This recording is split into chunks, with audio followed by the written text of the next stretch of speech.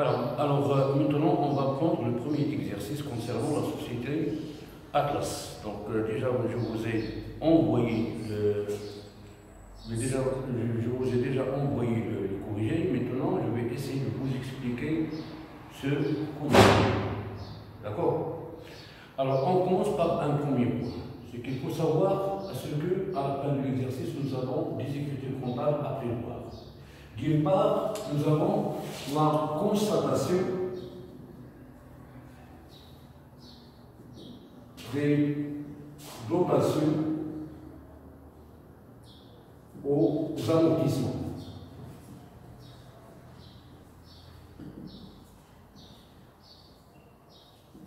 Alors, pour le calcul de la dotation, on doit avoir la valeur d'entrée et le taux d'amortissement. La deuxième écriture, ça concerne bien sûr la régularisation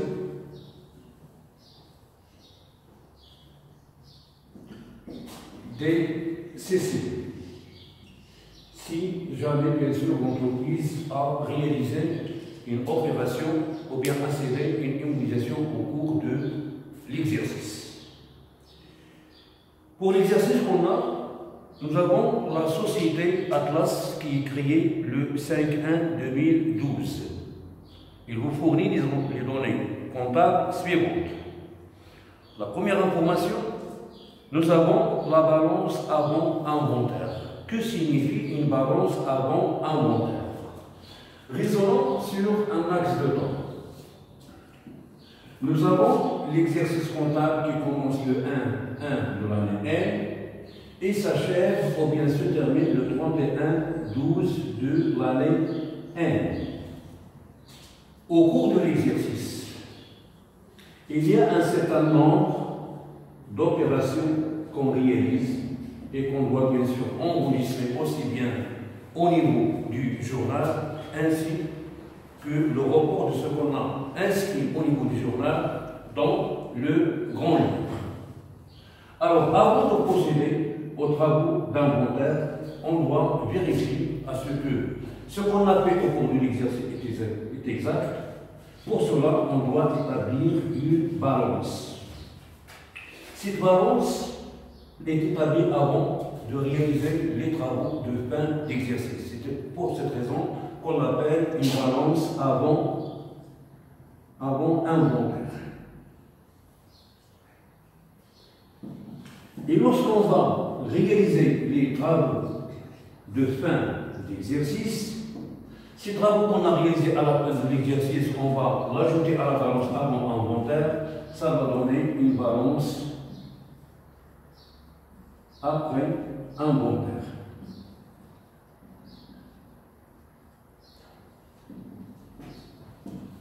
Pour les travaux de fin d'exercice, nous avons bien sûr un certain nombre de travaux. Parmi ces travaux, c'est la constatation des amortissements. Alors, lorsque je dis une balance avant inventaire, ça veut dire que l'amortissement de cet exercice n'est pas encore constaté. Autrement dit, c'est que le cumul des amortissements est arrêté à la fin de l'exercice précédent.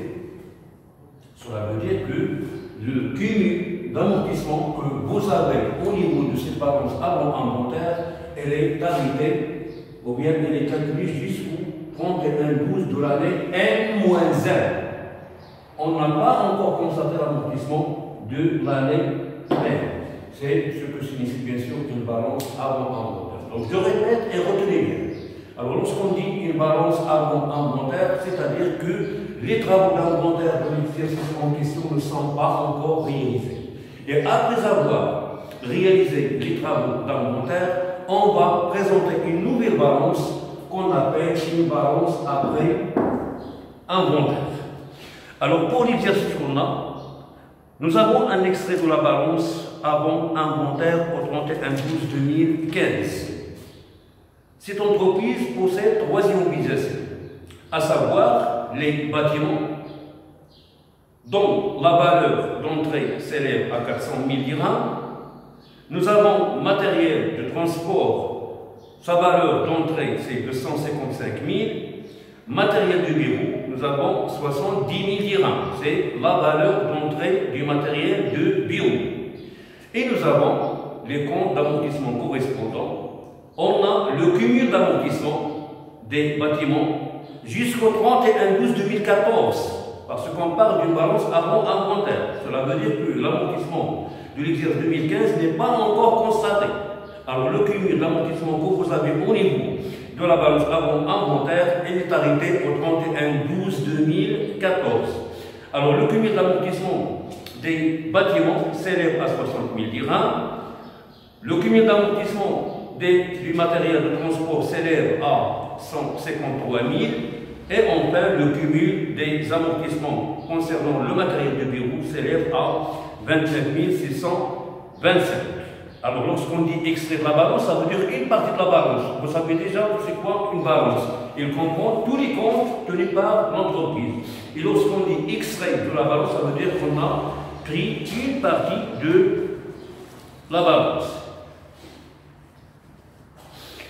Alors, pour les informations relatives aux différentes immobilisations, nous avons les bâtiments ont été acquis à la création de l'entreprise, c'est-à-dire le 5/1/2012.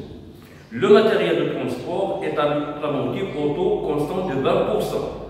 Le matériel de bureau est amorti selon le système constant et qui comprend 2 machines.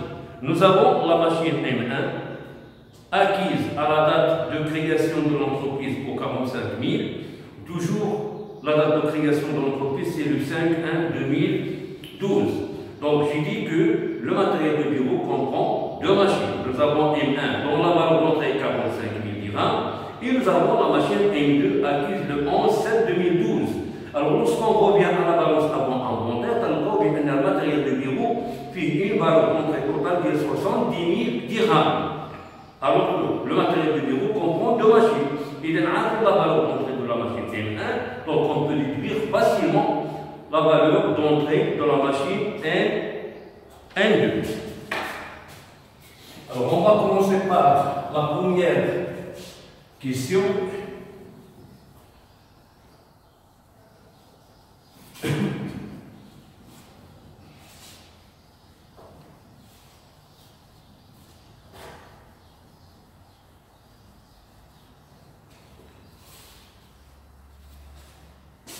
Alors pour la première question, détermination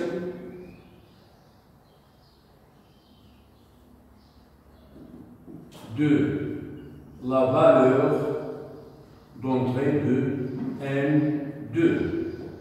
Alors au niveau de la balance avant inventaire, nous avons la valeur d'entrée totale c'est 70 000. Donc la valeur d'entrée de N2 serait tout simplement 70 000 moins la valeur d'entrée de la machine M1 qui est 45 000, ça va donner 15 000 dirhams. Pour la deuxième question, calculer le taux d'amortissement ou bien les taux d'amortissement constant des bâtiments et du matériel de bureau. Donc, deuxièmement, calcul des taux d'amortissement.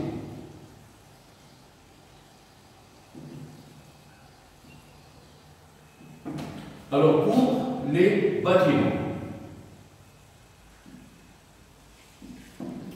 qui sont les informations qu'on a à propos des bâtiments, nous avons la valeur d'entrée qui figure au niveau de la balance avant inventaire et qui est 400 000 dirhams.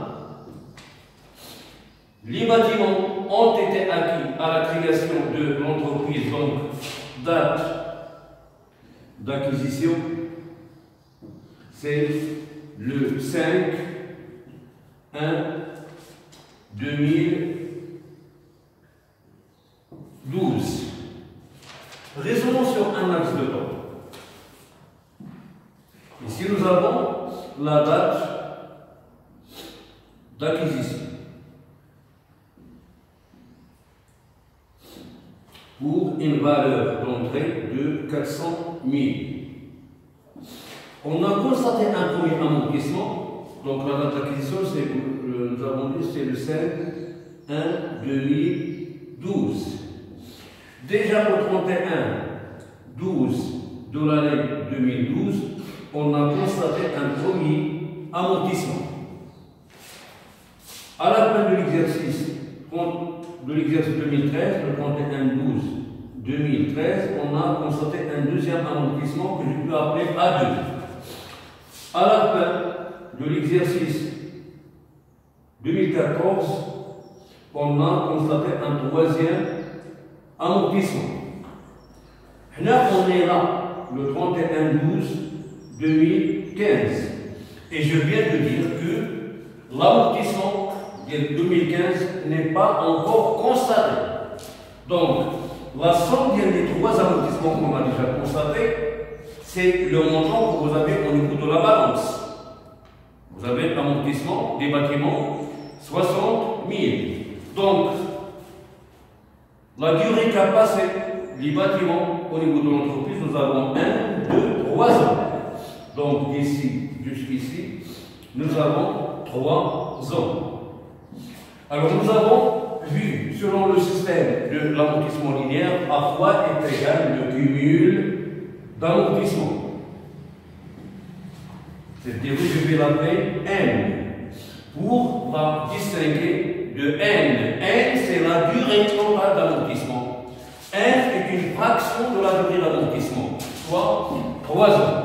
Donc, d'une façon générale, le cumul d'amortissement, c'est la valeur d'entrée fois le taux fois N divisé par 100. Je suppose que N est exprimé en année. Donc, nous avons le cumul d'amortissement, c'est 60 000, qui est égal à la valeur d'entrée qui est 400 000, multiplié par le taux fois N qui est 3 ans, divisé par 100. Donc 60 000 était 12 000 T, c'est-à-dire 400 000 fois 3 divisé par 100. Donc le taux d'amortissement serait 60 000 divisé par 12 000. Donc le taux d'amortissement des bâtiments, c'est 5%.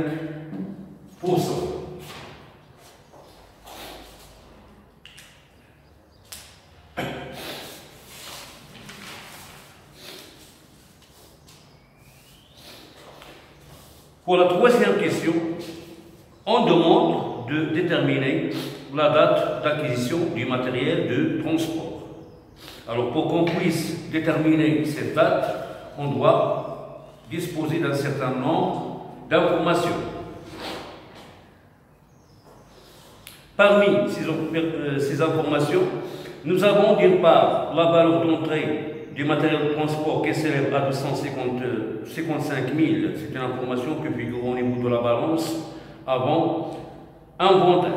Et nous avons dit, parmi les informations complémentaires, c'est que le matériel de transport est amorti au taux constant de 20%.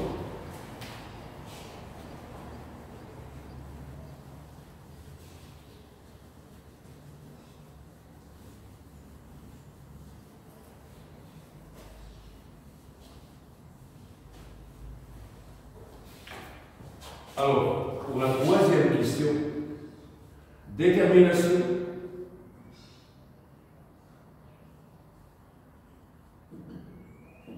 de la date d'acquisition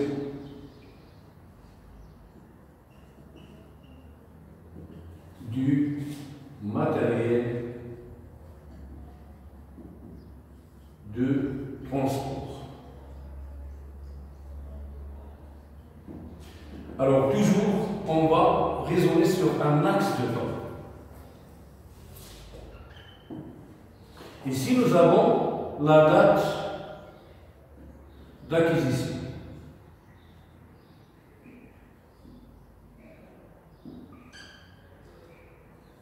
pour une valeur d'entrée qui s'élève à 255 000. À la fin de l'exercice, on a constaté, ou bien à la fin des exercices qui suivent, on a constaté un certain nombre d'opérations jusqu'au 31/12/2014. Alors, à cette date, nous avons un cumul qui figure au niveau de la balance en compteur, c'est 153 000. Alors, ce cumul, il correspond à la durée séparant la date d'acquisition jusqu'au 31/12/2014. Donc, cette durée, je vais l'appeler N. Alors, à quoi est égal le cumul d'amortissement? C'est la valeur d'entrée fois le coût fois N divisé par 100. Nous avons le cumul d'amortissement 153 000 est égal à 255 000 fois le taux d'amortissement, elle est déjà donnée, c'est 20%, fois N divisé par 100. Ce qui implique que 153 000 est égal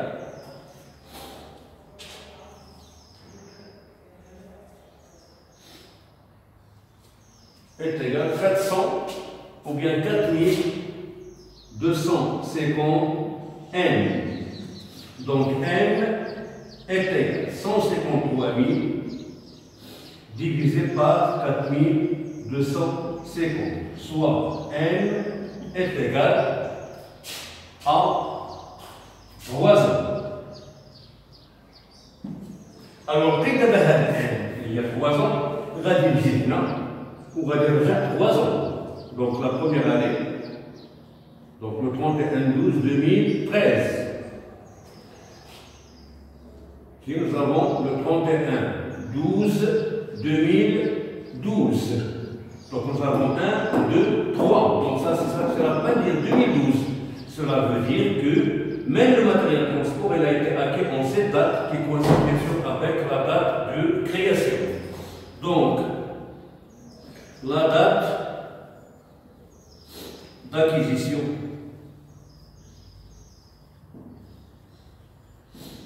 et la date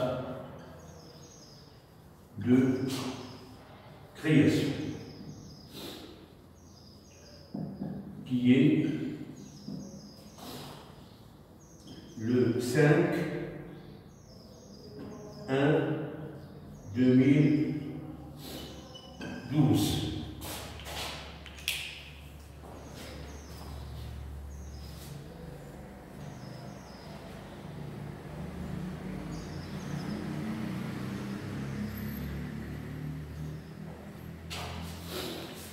Alors, tout à l'heure, j'ai oublié bien sûr de calculer le taux d'amortissement du matériel du bureau. Je vais l'ajouter ici.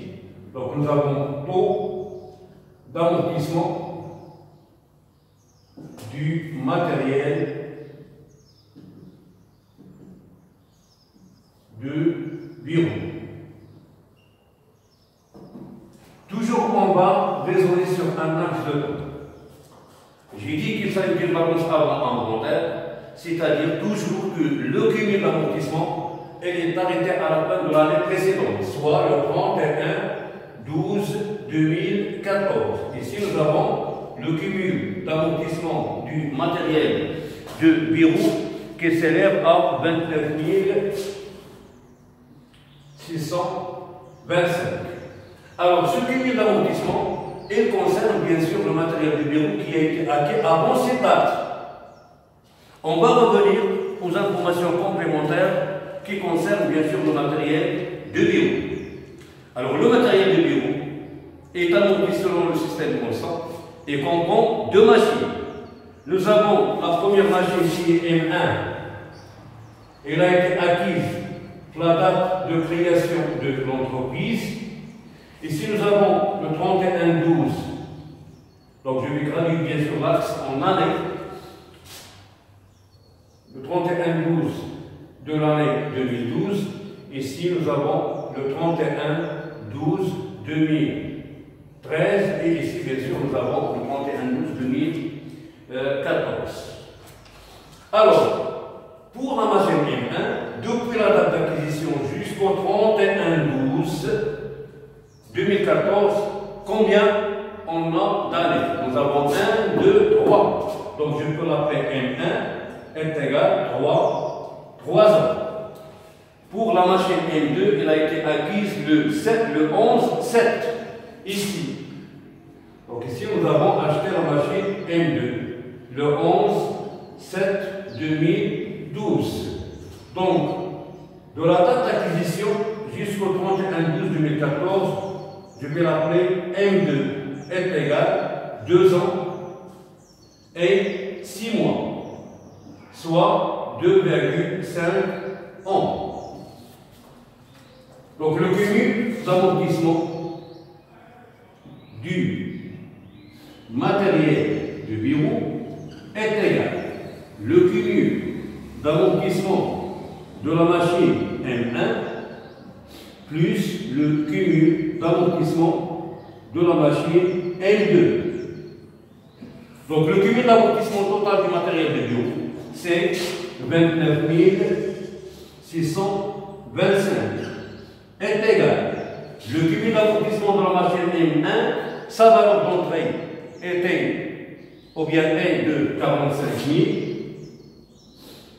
fois l'auto qu'on cherche, fois la durée séparant la date d'acquisition de la date d'embauche qui est le 31-12-2014, soit 3 ans, divisé par 100, plus le cumul d'amortissement de la machine M2, donc la valeur d'entrée, on vient de la déterminer, soit 15 000.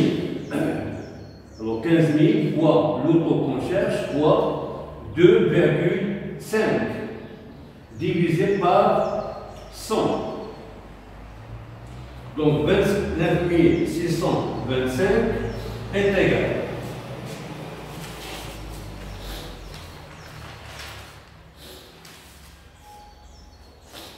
Alors nous avons 45 000 fois 3 divisé par 100. Ça donne 1350 T plus 15 000 fois 2,5 divisé par 100. Ça donne 625 T. Donc 29 625 est égal. Le total c'est 1975 T. Donc l'auto est égal à 29 625 divisé par 1975, soit un taux de 15%.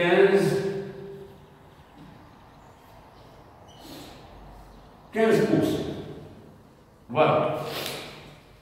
Alors pour la question suivante, donc comme je l'ai dit au départ, nous avons 2 écritures comptables. La première écriture, ça concerne la constatation des dotations aux amortissements de l'exercice. Dans notre exemple, nous avons l'exercice 2015.